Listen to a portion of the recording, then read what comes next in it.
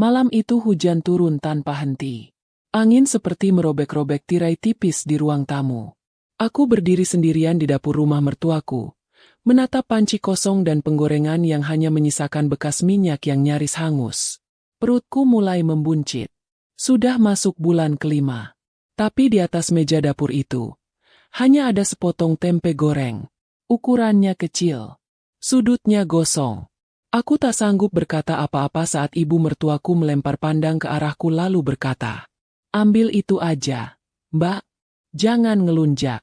Di sini bukan hotel." Aku hanya mengangguk pelan, menahan perih di tenggorokan.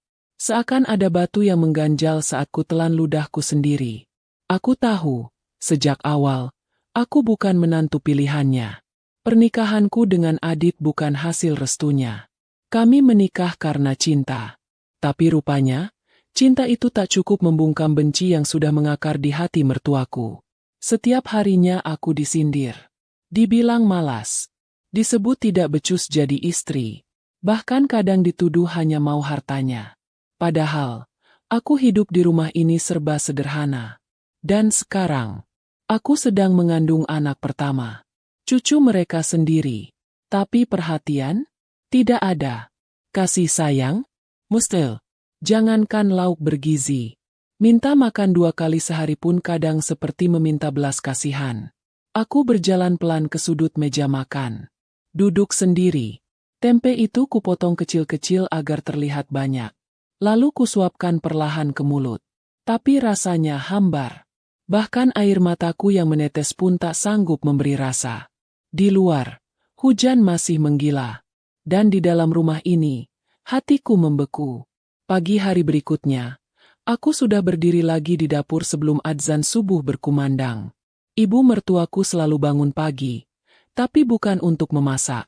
Hanya untuk memastikan aku tak bermalas-malasan. "Air galon udah kamu isi, Mbak?" Tanyanya dengan nada curiga. "Sudah, Bu," jawabku pelan. "Kalau udah kenapa kamu diam aja? Gak bisa sambil nyapu gitu." Aku langsung bergerak. Sapu kuambil.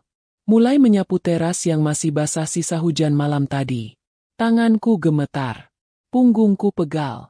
Tapi ku tahan. Aku pernah mengeluh 1 kali. Saat kelelahan karena ngidam yang tak pernah dipenuhi. Tapi saat itu, beliau hanya berkata dingin, "Ngidam itu cuma mitos. Zaman dulu juga gak ada tuh perempuan manja kayak kamu." Sejak itu, aku lebih memilih diam. Aku tahu, hidup di rumah mertua butuh sabar. Tapi ini lebih dari sekadar sabar. Ini, menyayat pelan-pelan. Siang itu, aku benar-benar lapar. Tapi di atas meja hanya ada nasi putih dan sambal. Tidak ada lauk lain. Aku masuk ke dapur, berharap ada sesuatu yang bisa dimasak. Tapi kulihat hanya ada 2 potong tempe mentah di tempat cuci. Kupikir, aku akan menggoreng 1 potong untukku, 1 lagi untuk ibu. Tapi saat sedang mencuci tempe itu, suara keras terdengar dari belakangku.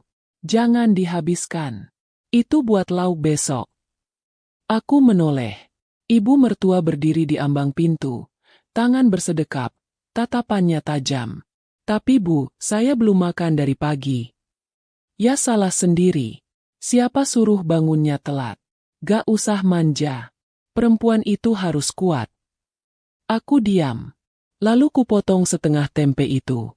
Kuambil yang paling kecil. Kupanaskan penggorengan. Kuberi minyak sedikit. Sambil menggoreng, aku berpikir, apa salahku sampai harus diperlakukan begini? Padahal aku tak pernah membantah. Tak pernah membalas kata-kata kasarnya. Mungkin, karena aku bukan menantu pilihannya. Malam harinya, Adit menelpon. Aku hanya bicara sebentar. Tak berani bercerita banyak. Ibu mertua duduk di ruang tengah sambil menonton sinetron. Suaranya keras, tapi telinganya lebih tajam dari suara televisi. Saat kututup telepon, aku sempat dengar beliau bergumam. "Ngadu lagi pasti. Dasar perempuan lemah." Aku menunduk. Bibirku gemetar. Tapi ku tahan. Bayi di dalam perutku bergerak pelan. Aku usap perutku. "Maafkan ibu, Nak." Waktu terasa lambat sejak aku tinggal di rumah ini. Hari demi hari berganti, tapi perlakuan ibu mertuaku tak pernah berubah. Setiap pagi dimulai dengan bentakan, siang dipenuhi sindiran, malam ditutup dengan keheningan yang menyakitkan.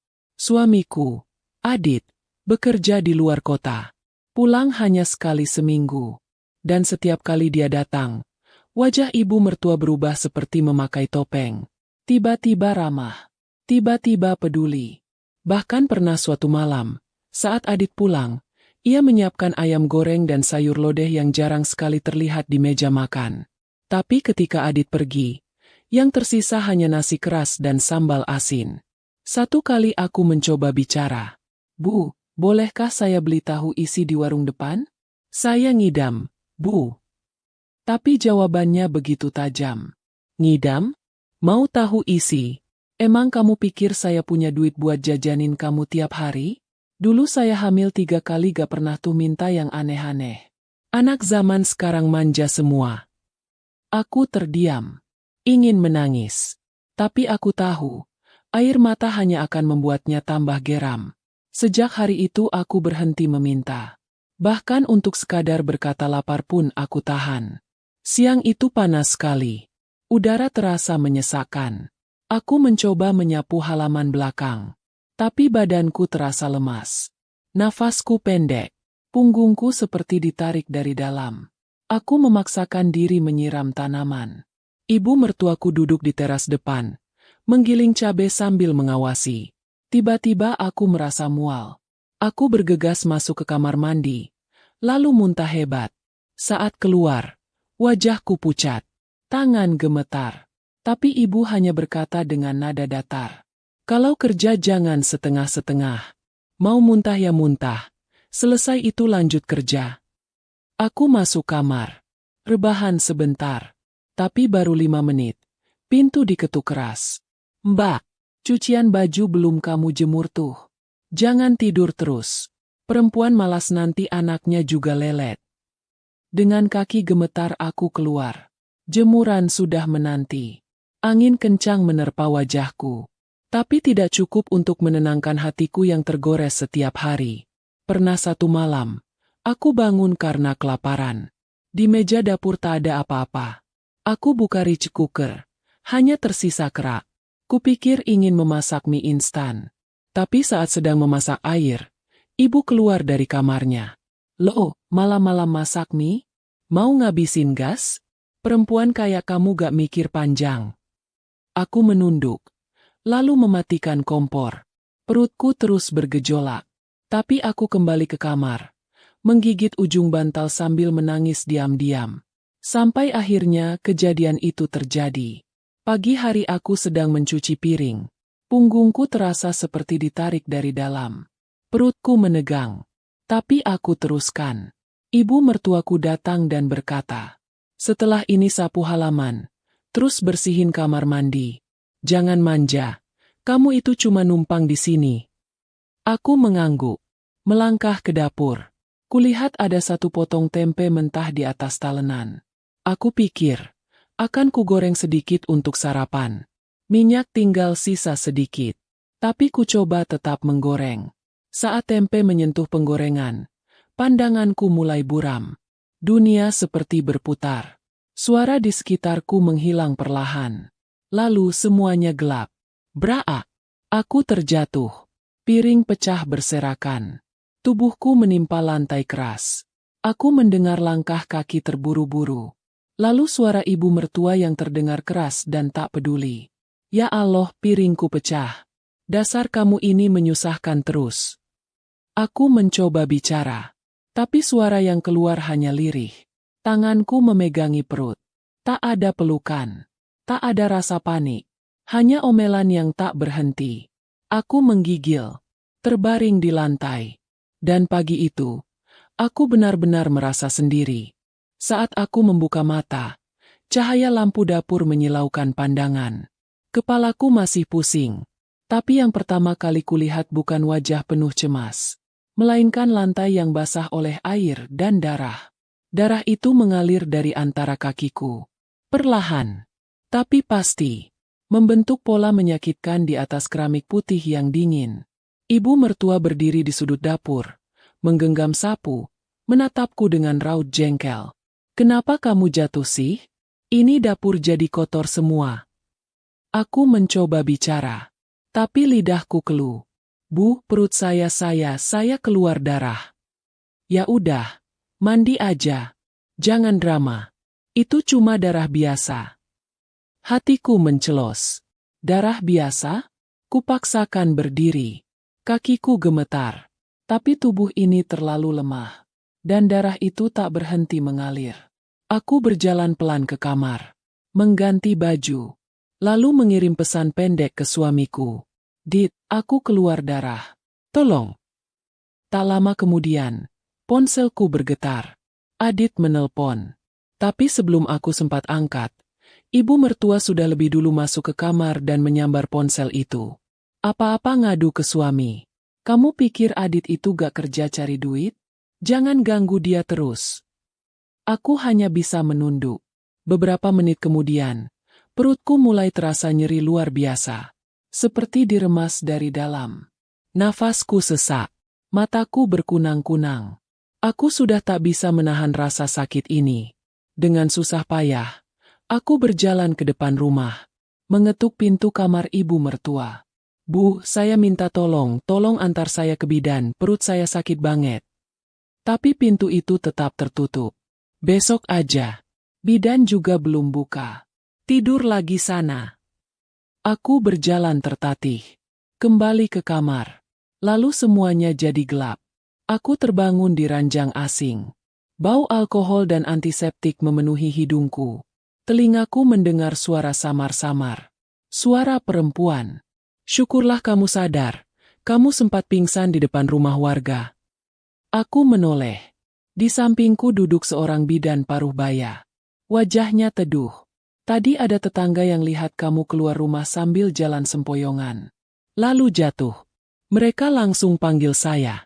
Kalau terlambat sedikit saja, kandunganmu bisa keguguran. Air mataku langsung mengalir. Aku tak berkata apa-apa. Tapi air mataku menjelaskan segalanya. Si bidan menggenggam tanganku. Kamu jangan pulang dulu. Istirahat di sini. Saya sudah hubungi suamimu. Aku terdiam. Napasku tersendat.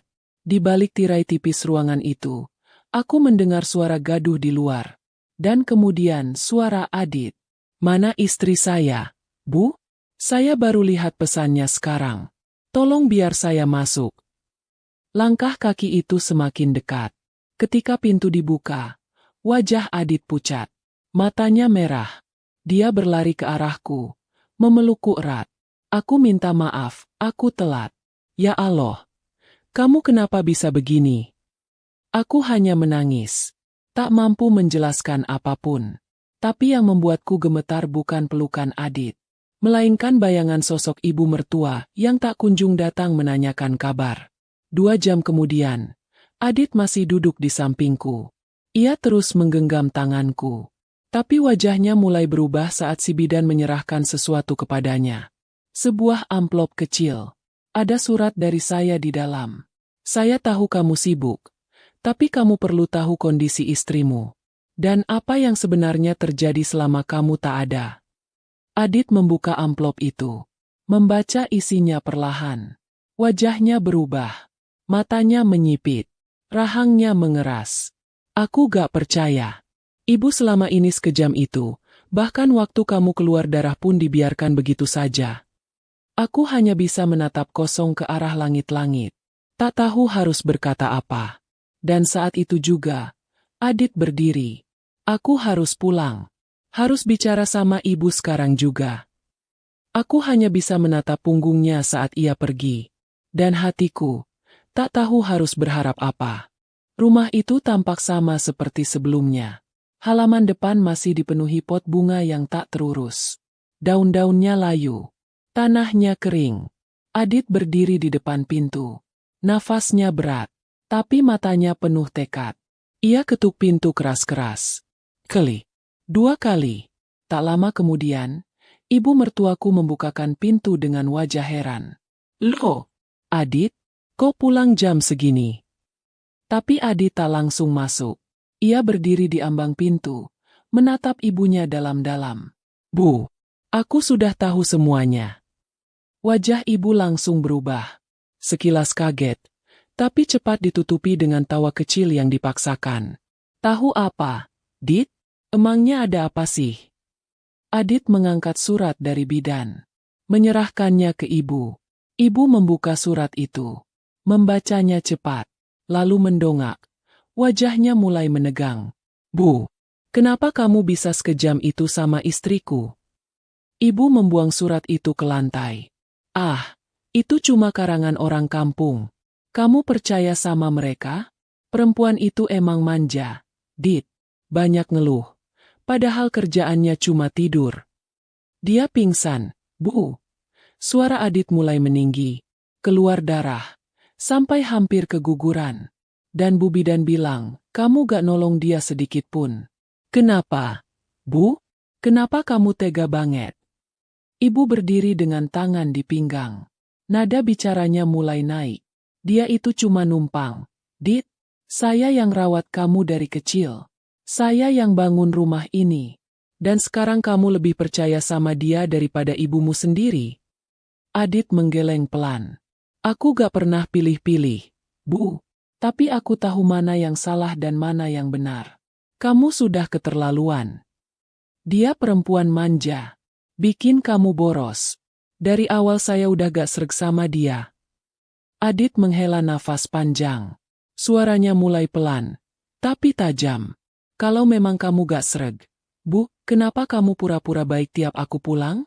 Kenapa gak jujur dari awal? Ibu terdiam sejenak. Wajahnya berubah. Tapi bukan menyesal, melainkan marah. Jadi sekarang kamu mau lawan ibu sendiri? Hanya karena perempuan itu? Dia bahkan gak bisa ngasih kamu makan enak. Adit menatap lantai. Lalu berkata lirih.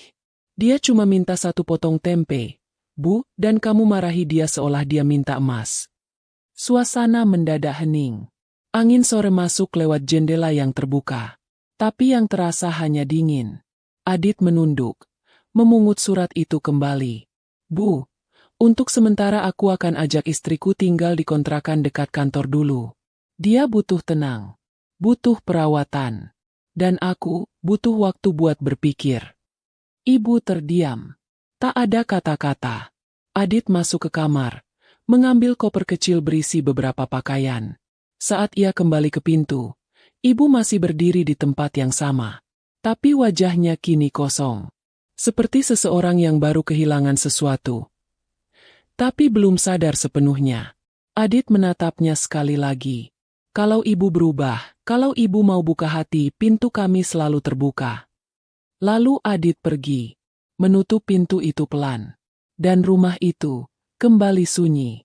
Aku duduk di ranjang bidan dengan mata sembab. Ketika Adit datang menjemput, aku tak berkata apa-apa. Hanya menatapnya dengan mata yang masih menyimpan rasa takut. Tapi ia meraih tanganku. Aku di sini. Kita akan baik-baik saja. Kami berjalan pelan ke motor, menuju tempat baru. Kontrakan kecil, tapi cukup untuk menampung cinta yang mulai terkoyak. Di sepanjang jalan, aku melihat langit mulai gelap. Tapi hati ini sedikit hangat. Karena untuk pertama kalinya, aku merasa dilindungi. Namun yang belum ku ketahui, badai belum sepenuhnya berlalu. Masih ada luka, masih ada amarah. Dan rumah itu belum selesai dengan kisahnya. Hari itu, langit tampak muram. Angin bertiup kencang seperti membawa firasat buruk. Aku duduk di atas dipan kontrakan kecil kami. Usia kandunganku sudah masuk bulan ke-8. Adit mulai rajin membelikan makanan bergizi, mengantar kontrol ke bidan, bahkan sering menemaniku ngobrol walau hanya sekadar membacakan berita dari ponselnya. Namun, ketenangan itu tak berlangsung lama. Sore itu, saat Adit sedang keluar membeli obat penambah darah, tiba-tiba perutku terasa nyeri tak tertahankan. Aku menunduk dan melihat lantai basah. Air ketuban. Aku panik. Nafasku mulai tersengal. Kakiku gemetar. Tanganku mencari ponsel, tapi sinyal di kontrakan ini memang sering hilang. Aku berusaha berdiri, membuka pintu, tapi pandanganku mulai kabur. Langkahku terseok keluar rumah sambil memegangi perut. Allah, tolong! Seorang ibu tetangga melihatku dari seberang jalan, lalu berteriak panik. Bu! Bu! Cepat sini! Dia mau lahiran. Beberapa orang langsung datang. Ada yang membawaku ke dalam rumah. Ada yang menelepon bidan. Tak lama kemudian, Adit datang dengan motor. Wajahnya pucat pasi. Aku tinggal sebentar. Allah, kenapa bisa begini? Tanganku digenggam erat saat aku dibaringkan. Nafasku berat. Tubuhku terasa lemah. Suara bidan terdengar tegas. Ibu, fokus ya. Kita harus segera lahirkan bayinya. Aku hanya bisa mengangguk lemah. Setelah sekian jam perjuangan, suara tangis bayi memecah keheningan. Tangis yang paling indah yang pernah ku dengar. Air mataku jatuh tanpa bisa dibendung. Bidan menyerahkan bayi mungil itu ke pelukanku. Wajahnya merah. Matanya belum terbuka sempurna. Tapi kehadirannya seperti menutup semua luka yang pernah dibuka. Adit tak bisa menahan air matanya. Ia mencium keningku. Lalu mencium bayi kami. Alhamdulillah, ini anak kita. Namun, kebahagiaan itu hanya berlangsung sebentar. Pintu rumah kontrakan diketuk keras. Lalu dibuka dari luar. Sosok yang kami kenal muncul di ambang pintu. Ibu mertua. Wajahnya tampak tua. Tapi matanya menyimpan sesuatu yang berbeda. Entah marah atau menyesal. Ia melangkah pelan masuk, menatap bayi yang kini kupeluk. Kamu udah lahiran. Suaranya pelan. Adit berdiri. Wajahnya kaku. Iya, dia lahir tadi sore. Ibu mendekat. Tangannya terulur. Ingin menyentuh cucunya. Tapi Adit berdiri di antara kami. Bu, jangan dulu. Dia baru lahir. Istri saya butuh ketenangan. Ibu menarik tangannya. Aku cuma mau lihat. Lalu, pelan-pelan, ibu menurunkan pandangannya. Maaf. Satu kata itu keluar begitu saja. Kami semua terdiam. Ibu duduk di lantai, menunduk. Aku salah. Aku terlalu keras. Aku takut kehilangan kamu. Dit, takut kamu lebih cinta dia daripada ibumu sendiri. Adit tak berkata apa-apa. Aku memandangi wajah ibu mertua yang kini tak lagi segarang dulu. Matanya bengkak, bahunya gemetar. Aku iri sama dia. Karena kamu selalu ada buat dia. Sementara aku merasa ditinggal. Tangisnya pecah. Ruangan kontrakan itu sunyi. Hanya isak tangis dan detak jam di dinding yang terdengar. Lalu Adit mendekat, duduk di samping ibunya. Bu, aku gak pernah ninggalin ibu. Tapi aku juga gak bisa tinggal diam saat istri aku disakiti. Ibu mengangguk pelan. Aku cuma mau bilang maaf. Kalau kamu masih mau, aku pengen jadi nenek yang baik buat cucu ini. Aku menatap bayi mungilku. Lalu menatap Adit. Dan untuk pertama kalinya sejak aku menikah, aku berkata pelan. Bu, boleh duduk di sini. Pegang cucunya. Ibu mendekat, dengan tangan gemetar. Ia menyentuh kepala kecil bayi itu dengan hati-hati. Tangisnya pecah lagi. Tapi kali ini, bukan karena marah atau kesal. Melainkan karena ia sadar, bahwa cinta bukan soal siapa yang paling lama memiliki. Tapi siapa yang paling rela berbagi.